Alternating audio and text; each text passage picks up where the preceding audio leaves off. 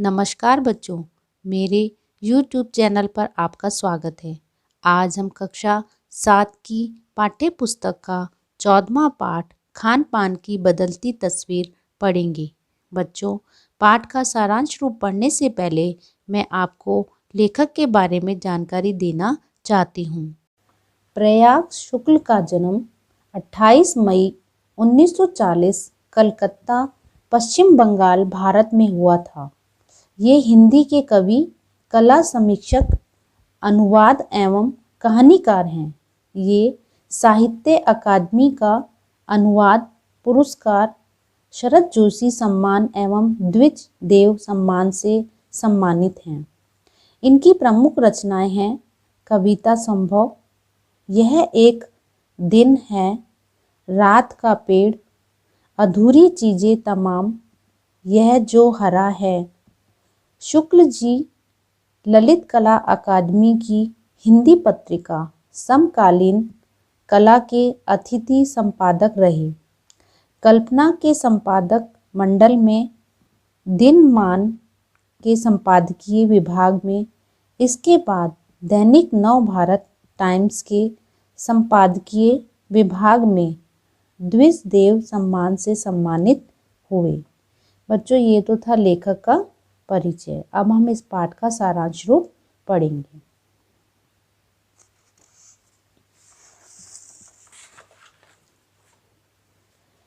इस निबंध के द्वारा लेखक श्री प्रयाग शुक्ल ने आधुनिक युग तथा पश्चिमी सभ्यता के कारण खान पान की बदलती हुई तस्वीर को दर्शाया है।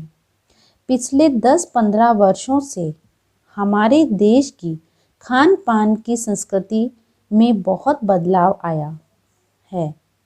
हमारे खान पान में देश के सभी राज्यों के व्यंजन तो पाए जाते हैं, साथ ही उनमें विदेशी व्यंजनों का भी समावेश हुआ है। दक्षिण भारत के इडली, डोसा, वड़ा आदि तथा गुजरात का ढोकला, पापड़ी पूरे उत्तर भारत में मिलने लगे हैं। दिल्ली के छोले कुलचे, राजस्थान तथा मुंबई की पाव भाजी दिल्ली में हर समय मिल जाएगी। इस प्रकार पंजाब की ढाबा संस्कृति भी अब पूरे भारत में फैली हुई है। इसके साथ ही विदेशी फास्ट फूड का चलन भी बहुत बढ़ गया है। बर्गर, नूडल्स तथा पिज़्ज़ा हमेशा उपलब्ध है। लेखक बताते हैं, प्रत्येक खाद्य वस्तु में उसकी स्थानीय विशेषता एवं स्वाद होता है, किंतु खान पान की संस्कृति के मिश्रित हो जाने से वह विशेषता एवं स्वाद अब नहीं रहा। अतः इसके लाभ हैं तो कुछ हानियां भी हैं। खान पान की इस मिश्रित संस्कृति का सबसे सकारात्मक पक्ष यह है कि नई पीढ़ी को देश विदेश के व्यंजनों को जानने का अवसर मिला है। अब स्थानीय व्यंजनों के साथ अन्य प्रदेशों के व्यंजन पकवान भी प्राय हर क्षेत्र में उपलब्ध हैं। अब कामकाजी महिलाएं जल्दी तैयार होने वाले व्यंजन को पसंद करती हैं। मध्य वर्गीय जीवन में भोजन विविधता अपनी जगह बना चुकी है। खान पान की नई संस्कृति में राष्ट्रीय एकता के नए बीज मिलते हैं, लेकिन खान पान की मिश्रित संस्कृति से हमारे स्थानीय व्यंजनों की लोकप्रियता घट गई है। स्थानीय व्यंजनों के विषय में ध्यान रखने वाली बात यह है कि इनका प्रचलन होना चाहिए। इन्हें केवल 5 सितारा होटलों के प्रचार के लिए ही नहीं छोड़ देना चाहिए। इन व्यंजनों का घरों बाजारों से गायब होना दुर्भाग्य की बात होगी। गली मोहल्लों में मिलने वाली आम वस्तुएं केवल खास दुकानों पर ही बिकती हैं। खान पान की मिश्रित संस्कृति से भी हमें असली स्वाद नहीं मिलता, लेकिन इस मिश्रित संस्कृति का विकास अभी रुका नहीं है, बल्कि यह और भी विकसित होती रहेंगी। बच्चों, ये तो था इस पाठ का सारांश रूप। अब हम इस पाठ के शब्दार्थ और प्रश्नोत्तर करेंगे। खान पान, खाना पीना, मिश्रित, मिली जुली, सकारात्मक, अच्छा, विस्तार, फैलाव, खास, विशेष।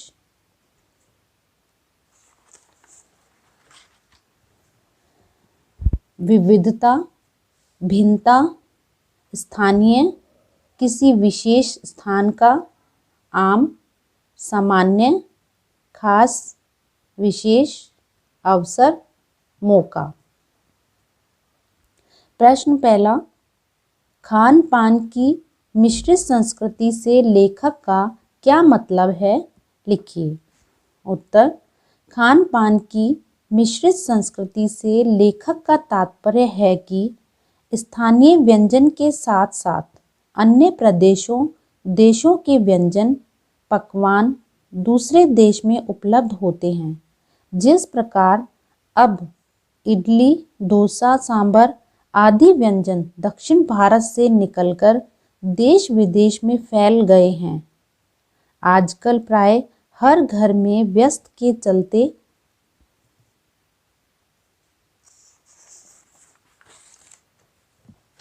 फास्ट फूड का प्रचलन है। विशेष अवसरों, योजनाओं पर घरों में डोसा, छोले भटूरे, ढोकला, इडली, सांभर आदि बनाया जाता है। इससे रसोई के पारंपरिक भोजन में बदलाव के साथ स्वाद में परिवर्तन भी होता है। प्रश्न दूसरा, खान पान में बदलाव के कौन से फायदे हैं?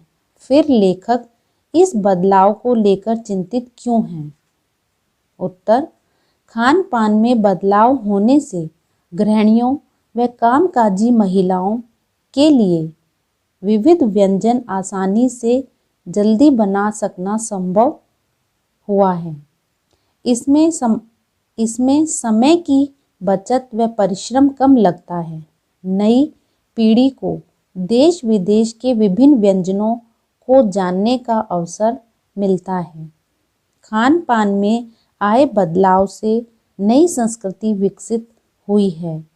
फास्ट फूड के प्रचलन से अनेक लोगों को रोजगार का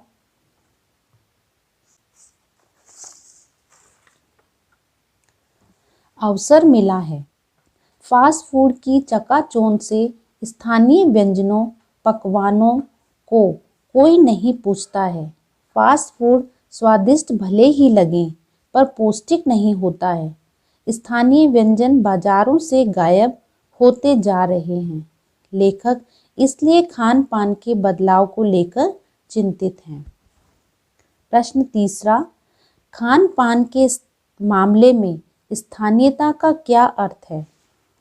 उत्तर, लेखक के अनुसार खान पान के मामले में स्थानीयता का अर्थ विशेष रूप से ये है, जैसे मथुरा के पेड़े, आगरा का पैठा, बीकानेर की भुजिया, बंगाल के रसगुल्ले, ये सभी पहले स्थान विशेष तक ही जाने जाते थे, परंतु अब इसी नाम से ये सब जगह उपलब्ध हैं। इनकी गुणवत्ता में भी काफ़ी गिरावट आई है। यह सब अब स्थान विशेष तक सीमित नहीं रहे हैं। बच्चों, ये तो थे इस पाठ के शब्दार्थ व प्रश्नोत्तर। इस पाठ से संबंधित अगर आपको कोई भी समस्या हो तो मुझे कमेंट बॉक्स में ज़रूर लिखें, और मेरी वीडियो पसंद आई हो तो उसे लाइक व सब्सक्राइब ज़रूर करें।